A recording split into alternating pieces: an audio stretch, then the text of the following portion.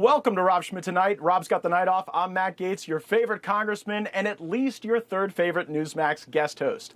Oversight Chairman James Comer has written the National Archivist on suspicion that Joe Biden was actually communicating with Hunter's foreign homies under the fake name of Robert L. Peters, among others. I'll admit it.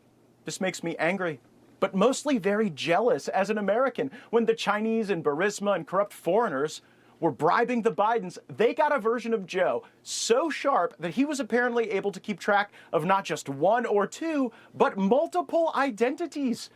Our presidential version of Joe is hardly an upgrade. The Joe Biden we get can't stay upright, much less operate 3 or 4 identities simultaneously. When Joe Biden went from cleverly sneaking around as Robert L. Peters to now triggering silver alerts and awkwardly sniffing people, it was strange. Hey, Speaker McCarthy, if we don't have the votes to impeach Biden, can we at least get impeachment rolling on Robert L. Peters? Even Obama used fake names to communicate with Hillary. Isn't it odd that we see so many of the Obama White House tactics showing up in Biden world? It's almost as if the two are indistinguishable.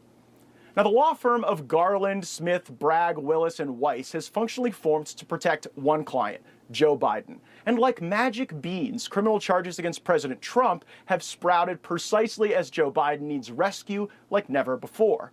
According to the House Oversight Committee, tens of millions of dollars have traveled from foreign accounts to the Biden family.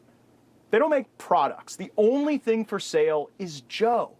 First, Joe Biden said he was a total stranger to his son's business deals. I don't know what he was doing. I know he was on the board. I found out he was on the board after he was on the board, and that was it.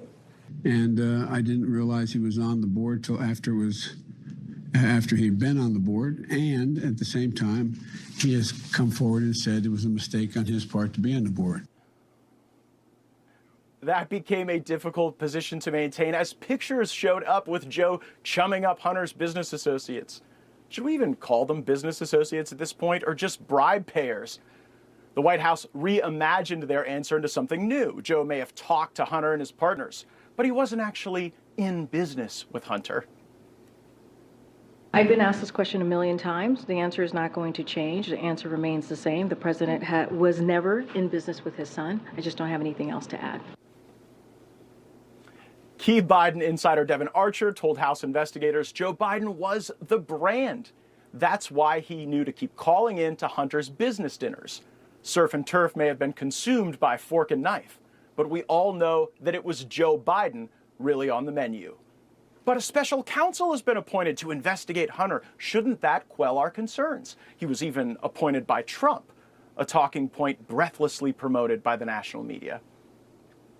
Investigation was led by the U.S. Attorney for Delaware, David Weiss, Who was he appointed by? He was appointed by former President Donald Trump. David Weiss, the U.S. Attorney in Delaware who led the probe, was appointed by then-President Trump. The probe was led by the U.S. Attorney for Delaware, David Weiss, who was, we should point out, appointed by former President Trump.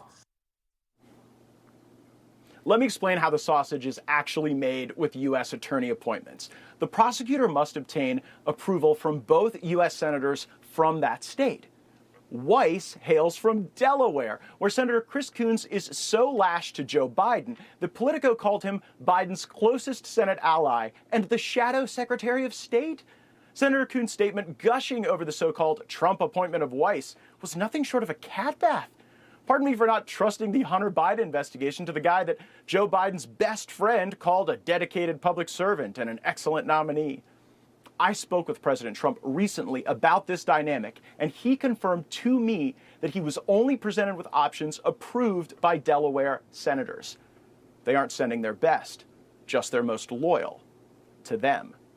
Clearly, this special counsel is the Department of Justice's attempt at a do-over. First, they tried the plea bargain that would have inoculated Hunter from the crimes House investigators were discovering. Had that plea deal worked, you would not have a special counsel today. But when the judge smelled a rat and blew up that sweetheart deal, they moved to Plan B, appoint a Biden-friendly, Coons-approved special counsel under the fiction that he was a Trump-selected lawman. The absolute key for House Republicans, and I could not be more serious about this, we cannot allow the ongoing investigation claim to stymie our oversight.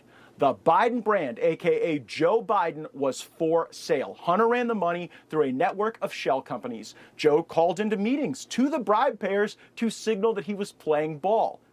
And if additional assurances were needed, Robert L. Peters was there to communicate on the down low.